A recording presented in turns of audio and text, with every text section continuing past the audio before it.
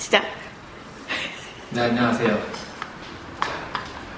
오늘은 10번째 시간 센스생의 은사이와 함께하는 10번째 역사 이야기 시간이 되겠습니다. 오늘 여전히 새로운 친구들 와서 지금 도와주고 있는데 우리 5반의 세정이가 연수 여전히 웃고 있어요. 지금 눈물 쏙 빼고 있는데 직접 와서 보면 겁나 웃깁니다. 글씨 세정이가 찬조해줬고요. 카메라 그죠? 그리고 연수가 잘 꾸며줬으니까 여러분들 오늘 수업 열심히 들어주겠습니다. 자, 오늘은 어떤 부분에 대해서 나갈 거냐면 신라 하대의 혼란스러움과 그로 인해서 나타난 후삼국 시대 그리고 후삼국을 통일한 고려의 초기 특별히 태조 왕건과 그 다음에 광종에 대해서 우리가 살펴보도록 할 겁니다. 혹시나 영상이 좀 마음에 안 드시면 오반 세정이 찾아가서 뭐라고 하시면 될 것 같네요. 손 나가도록 해볼게요. 여러분 아마 신라시대 기억할지는 모르겠지만 신라 중대사회는 신문왕이 주인공이었는데 전제 왕권이 굉장히 강한 시기라고 이야기를 했습니다. 왕권이 강하고 상대 등의 권한이 약한 그러한 시기였었는데 사실 신라 하대 시기가 되면서 어떠한 사회 모습이 나타나기 시작을 하냐면 바로 왕위 쟁탈전이 일어나게 되죠. 그래서 왕권을 지키기가 굉장히 힘든 상황이 나타나게 됩니다. 서로 왕을 하기 위해 왕을 죽이고 자기가 왕이 되고 왕을 죽이고 또한 자기가 왕이 되는 그러한 상황에 놓이게 됩니다. 그러다 보니까 굉장히 혼란스러워지겠죠. 자연스럽게 왕권이 약화되고 그 다음에 상대 등의 귀족의 대표인 상대 등의 힘은 굉장히 높아지게 됩니다. 중앙이 굉장히 맨날 싸우다 보니까 어떻게 되겠어요? 지방에 대한 통제력이 약화되겠죠. 지방에 대한 통제력이 약화되다 보니까 농민들의 삶이 굉장히 어렵게 될 겁니다. 지방 세력들은 농민들을 계속적으로 수탈할 거고 중앙에서는 농민들에게 계속 세금을 많이 걷다 보니까 농민들은 굉장히 힘든 상황에 놓이게 되죠.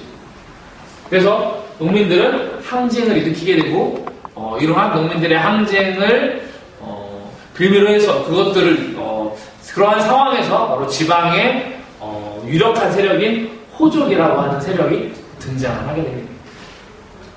중앙에서 왕의 힘이 약화되고 상대등의 힘이 높아지게 되자 육두품 세력은 굉장히 애매해져요.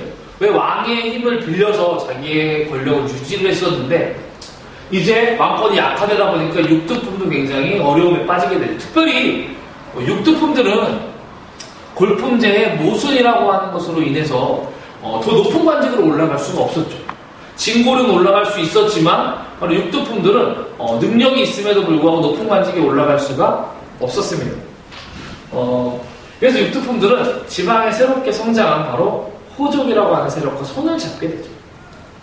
호족들은 자신의 정치적인 정당성을 확보하기 위해 바로 신라 하대 선종이라고 하는 불교의 한 종파와 풍수지설이라고 하는 그러한 학문을 굉장히 잘 이용합니다. 선종은 우리 지난 시간에 얘기했듯이 참선을 통한 깨달음. 내 안에 부처있다. 나도 부처일 수 있구나 라고 하는 것들을 주장을 하게 되죠. 풍수지리설. 이제 경주는 쇠하였다. 내가 살고 있는, 내가 다스리는 지역이 뜰 것이다 라고 하면서 바로 호족들이 득세를 하게 되죠. 전국 각지에서 수십, 수백 명의 호족들이 들고 일어나게 됩니다. 굉장히 중요한 세력인 것도 여러분 기억하시면 되겠습니다. 이러한 호족들이 이제 여러 그 중에 가장 힘이 센 사람들을 중심으로 모이게 됩니다. 처음에 이제 나라를 건국한 사람이 견훤이라고 하는 사람이죠. 견훤은 자기를 따르는 호족들을 모아서 후백제를 건국합니다. 그래서 완산주라고 하는 지역에 건국을 하게 돼요. 지금의 전주 지역이에요. 여기다가 새로운 나라를 건국하게 됩니다. 이런 것에 영향을 받아서 얘는 장군 출신인데요. 그 다음에 왕족 출신이었던 궁예. 우리가 눈 한쪽 잃은 사람으로 잘 알고 있죠. 궁예는 여기 장을 받아서 바로 소각 지역, 지금의 개성 지역에 후고구려를 건국을 하게 되죠. 추후에는 이제 조금 더 자기의 영향력을 발휘할 수 있는 철원이라고 하는 지역으로 이동을 하게 됩니다. 근데 이제 궁예가 이제 눈을 잃지 않아요. 왕이 쟁탈전에서 도망가면서 눈을 잃었다라고 하는데 궁예가 처음에는 나름 힘있게 호족들을 이끌 정도로 잘했었는데 시간이 지나면서 이게 미쳤나봐요. 그죠? 자기의 와이프도 죽이고 부인도 죽이고 맞아. 자식까지 죽일 정도로 굉장히 이상해진 것 같아. 미친 거지. 미쳤죠. 주임새 넣는 거지. 그런 상황에 우리가 보니까 신하들의 불만도 굉장히 많았을 거예요. 신하들도 막 죽이고, 특별히 뭐 중요한 일은 관심법이라고 해서 자기가 사람의 마음을 읽는다는 거예요. 나는 미륵 뿌리고 나는 사람의 마음을 읽는다라고 이제 이야기를 하게 돼요. 그래서 그것들이 틀렸다라고 하는 사람들 막 죽여나가게 됩니다. 그래서 선생님 수업 시간에도 얘기했지만 왕건이 이제 신하들을 모아서 반란을 준비하고 있을 때 궁예한테 딱 가죠. 궁예가 뭐라 그래? 너 반란 준비하고 있지?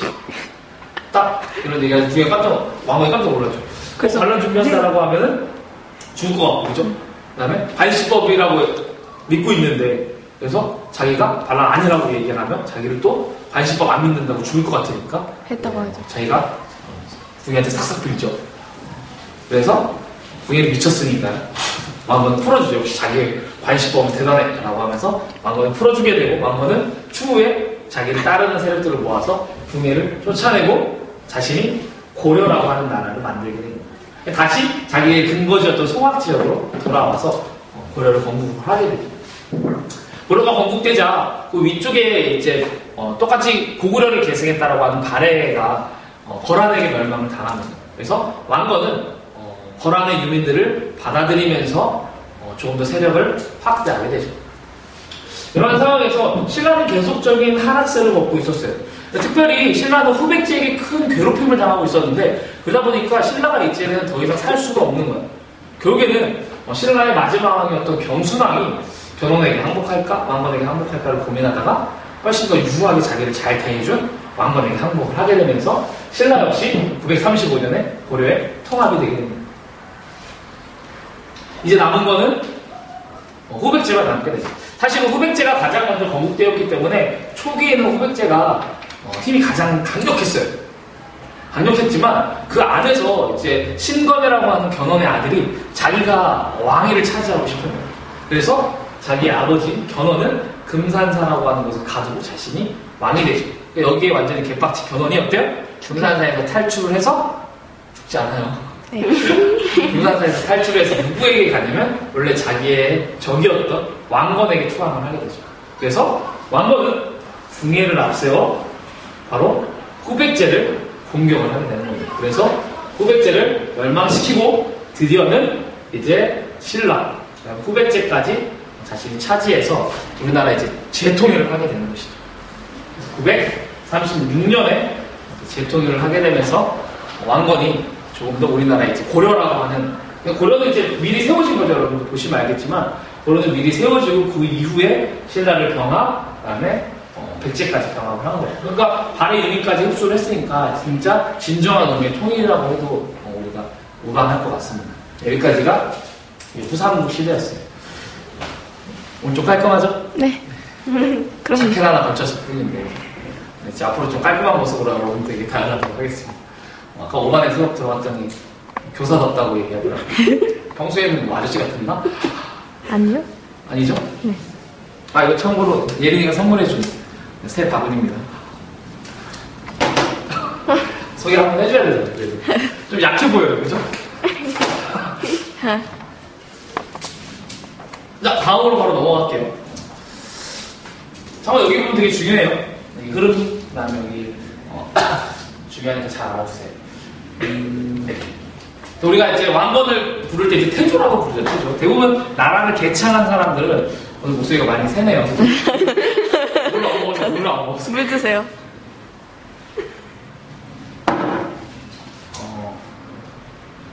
그만 웃어요, 수야.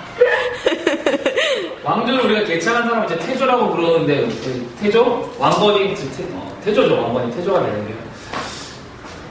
왕건은 나라를 건국하면서 백성들이 굉장히 힘들었단 말이에요. 그래서 왕건이 첫 번째로 쓰는 정책 중에 하나가 민생 안정책입니다. 그래서 백성들, 농민항쟁은 굉장히 어려워했었잖아요. 그죠?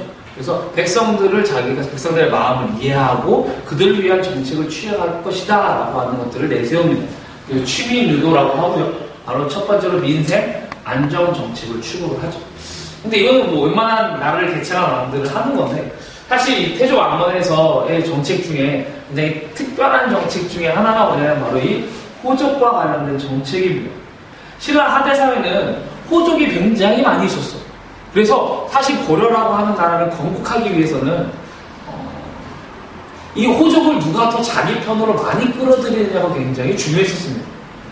그래서 견훤도 마찬가지고 왕건도 마찬가지였던 거야. 그래서 왕건은 호족들을 자기 편으로 끌어들이기 위해서 두 가지 정책을 실시를 하는데요. 바로 첫 번째는 결혼 정책입니다. 결혼 굉장히 많이, 부인 29명. 한 명도 없는. 하나도 부러워요. 네, 빨리 결혼을 해야 되는데, 그죠? 결혼을 하면 이런 영상 딸리는 찍고 있지 않을까요?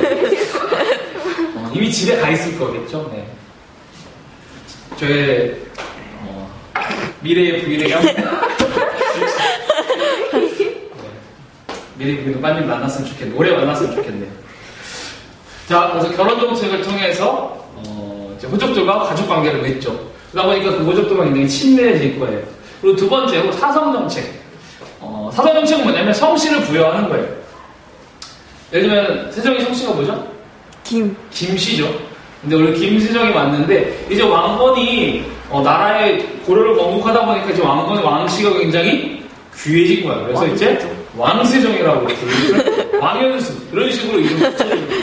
왕은상 괜찮나요? 네. 이런 식으로 붙여서서 왕의 성씨를 부여해줘서 그 사람들을 자기의 세력으로 끌어들이고자 하는 거죠.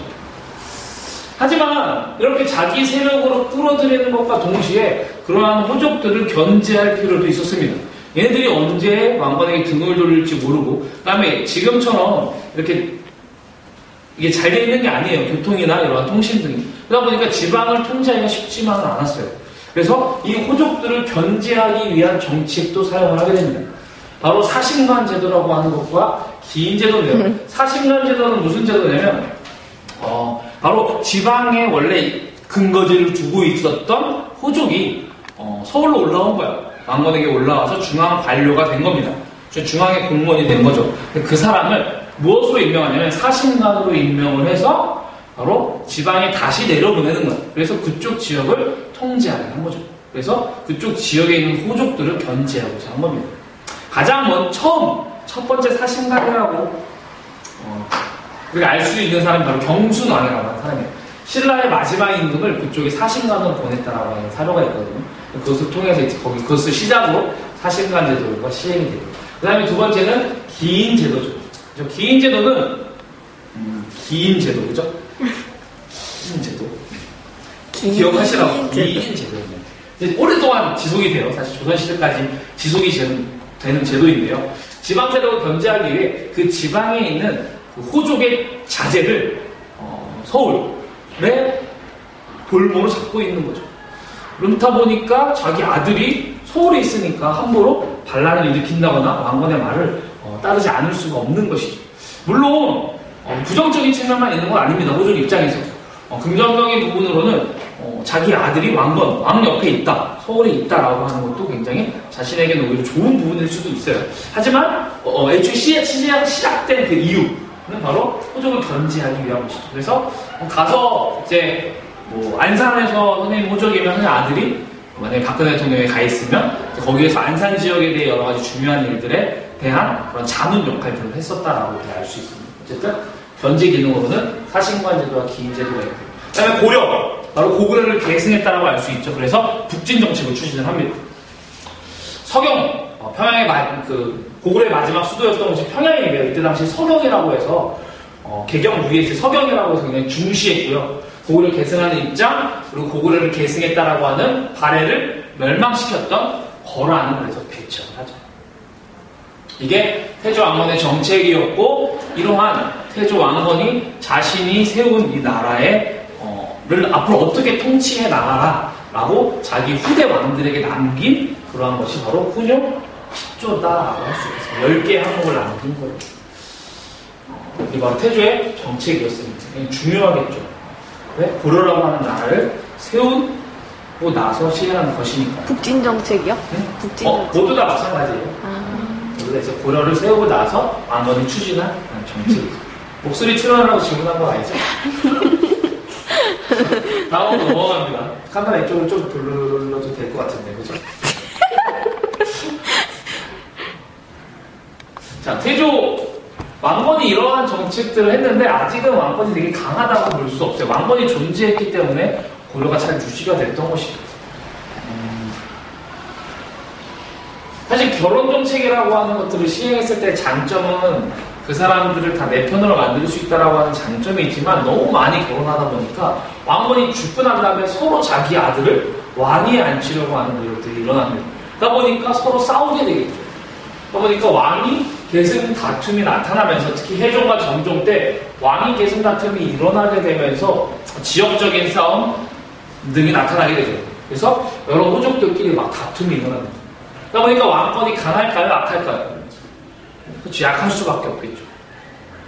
이러한 상황에서 즉위한 인물이 바로 광종입니다.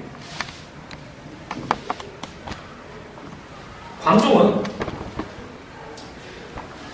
이러한 왕위 계승 다툼을 해결을 해야 되겠다라고 여기죠.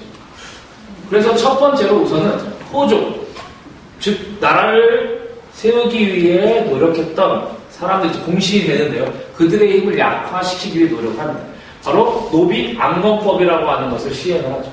노비안건법은 뭐냐? 신라 말과 고려 초기에 불법적으로 또는 호족의 강압적인 힘에 의해서 양민임에도 불구하고 노비가 된 사람들, 그러한 사람들을 양민으로 해방시켜준 정책이 바로 노비안건법입니다.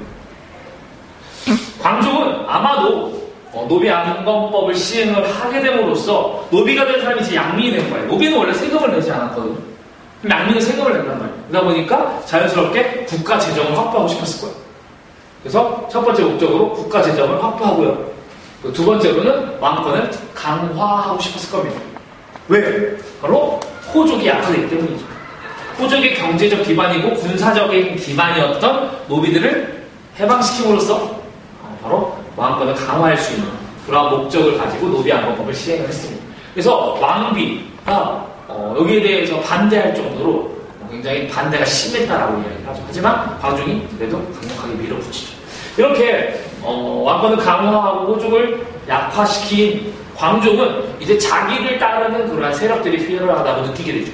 그리고 호족들을 견제할 수 있는, 공신들을 견제할 수 있는 세력을 키워야 되겠다라고 결심을 하게 되어서 우리나라에 처음으로 과거제도라고 하는 것을 도입을 하게 됩니다. 그래서 자기 세력을 키우는 거예요. 나를 따르면 따를 수 있는 그러한 세력들을 키우게 되죠. 그리고 나서 공복제도를 시행합니다. 공복제도는 뭐냐면 관리 등급에 따라 옷을 좀 다르게 입힙니다. 왕이 좀 다르게 입고 그 밑에 등급을 두어서 공복제도를 시행하게 되죠. 그리고 나서 자기의 말을 듣지 않는 바로 호족들은 무차별적으로 숙청을 하게 됩니다. 굉장히 많은 호족들과 공신들이 죽었다라고 얘기를 하죠.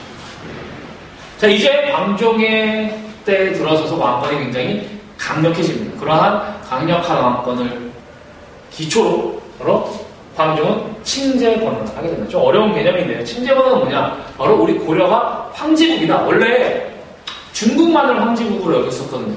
시기에 따라 다르지만. 근데 광종 때는 그냥 우리도 황제국이다 라고 하면서 황제국을 표방하고 그다음에 광덕이라든지 준풍이라고 하는 연호를 사용을 하게 됩니다.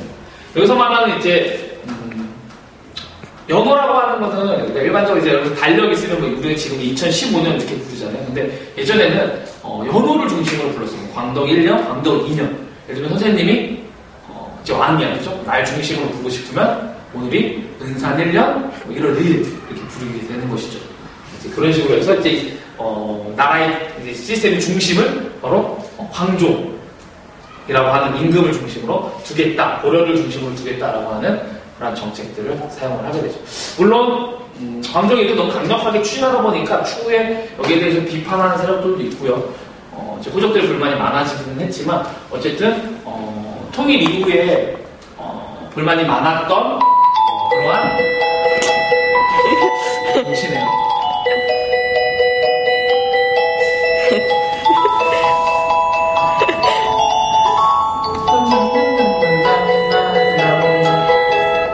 자, 광종. 네. 우리 눈 켰네. 자, 여러분 챔피언한테 퀴즈 하나 낼까요? 네. 자, 이거 연수랑 세정이가 적었는데요. 이 중에 제가 쓴 글씨는 무엇일까요? 여러분 저거. 영상 보시는 친구들이 맞추는 네. 저에게 가장 먼저 남기는 친구에게 제가 선물을 드리도록 하겠습니다. 이 영상 제일 먼저 보는 친구가 유리하겠죠? 네. 잘 찾아보세요. 좀 틀린 글씨가 있죠? 쌤, 뭐 주시는 건데요? 고민해 볼게요. 네. 자, 아무튼 여기까지 살펴봤었고요. 다음 시간에는 광중 이후에 성종과 고려시대 정치, 중앙, 지방 이런 제도에 대해서 우리가 한번 살펴보도록 하겠습니다. 예. 아령. 쌤, 이거 위에 거 누르면 돼요? 똑같은 거?